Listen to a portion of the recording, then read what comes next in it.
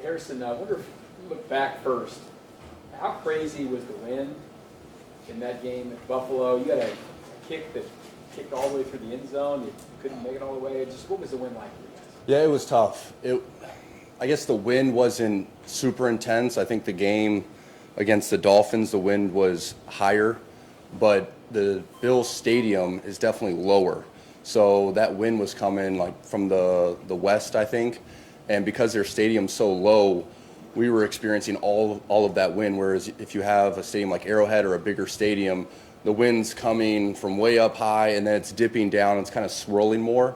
So I haven't played a game where there was wind like that hard one direction in a while, but I think it was kind of because of the configuration of the stadium. But, it was tough going that direction. I think Tony Romo mentioned that I missed, from like 51 or 52 short in warm-up. Like we were both struggling, Tyler Bass and myself. But our range going that direction was a 48-yarder, so 47.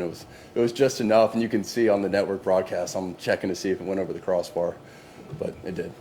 Yeah, Harrison, that first field goal going that way, you're usually the first guy to know whether it's going through, but it looked like you didn't know until the referee raised his arms. Was that the case? No, definitely, because I was concerned about the distance, and it was kind of tailing a little left. And I guess my main concern was, is it going to make it that far? And then also because the ball's dying with its velocity, so early in the kick, is it going to just completely cut left and go left? And thankfully it didn't, but I wanted to make sure the referees put both arms up. How much have you admired Justin Tucker over the course of your career? You guys have been kind of right there, back and forth, back. Right. He's the best kicker in the league, but how much have you admired him this year?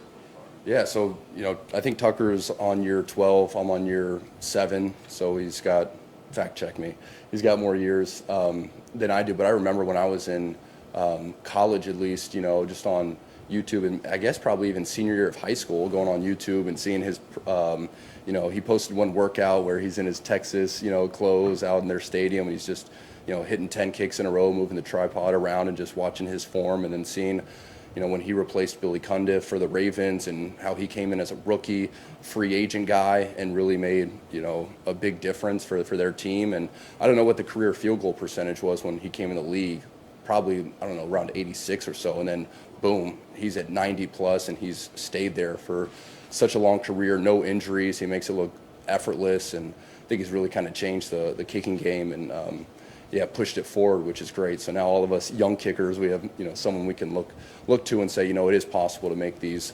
65-yard field goals and, make these big game-winning kicks. But it is cool to see a kicker that's kind of an artist, and he dances after, and he just does a lot of stuff that's very different than most other kickers. But, yeah, he's done an amazing job in his career. Like quarterbacks don't play each other on the field at the same time. What's it like to have the opportunity to go against him in a game that may come down to it? Every time I feel like we play the Ravens, people will talk about Tucker, and I think the best thing for me to do is just focus on, my warm-up and doing the best I can to prepare myself for the game, and then when the game comes, just focus again on me and making whatever opportunities come my way. But almost as a fan of Tucker and of kicking, I'm going to want to watch him, but I've learned, all right, I can't do that. I just got to focus on what I'm doing, and then after the game, be able to talk with him, pick his brain. Being a fan of kicking, did you reach out to Tyler Bass and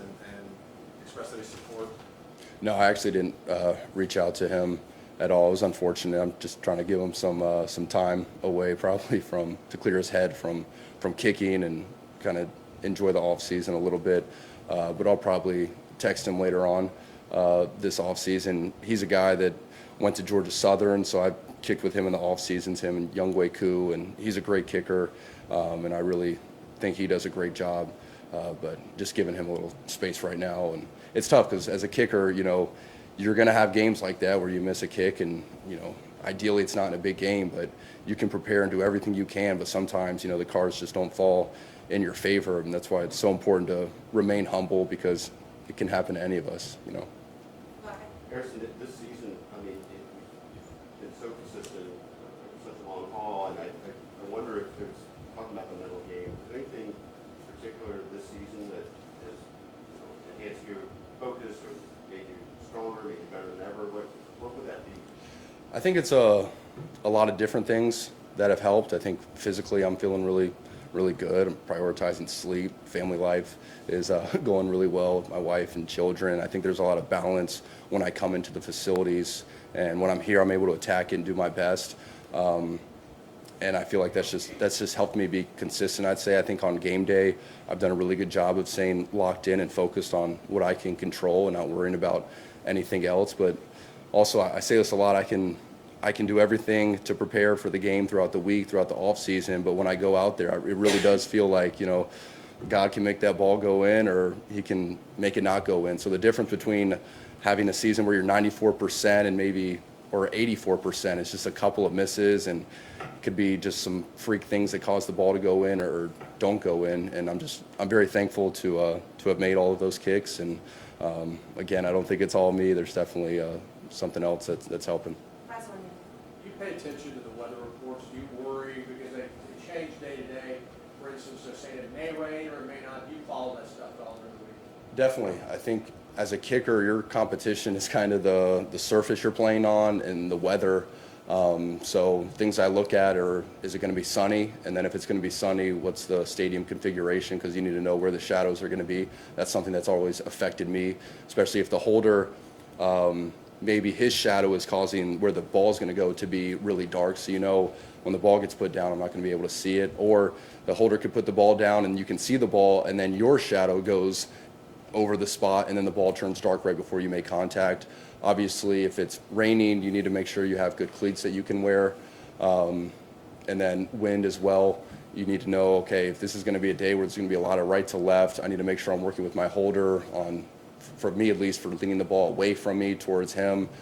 If it's left to right, obviously it needs to be straight up and down. You got to work on starting it left. But you just try to make sure you're prepared, so you've won the game before you even begin, and there's no surprises when you get to the stadium. You know, okay, the wind's going to do this, shadows, rain or shine, you're kind of ready, and I think that helps keep you calm no matter what the situation is. Thanks, everybody.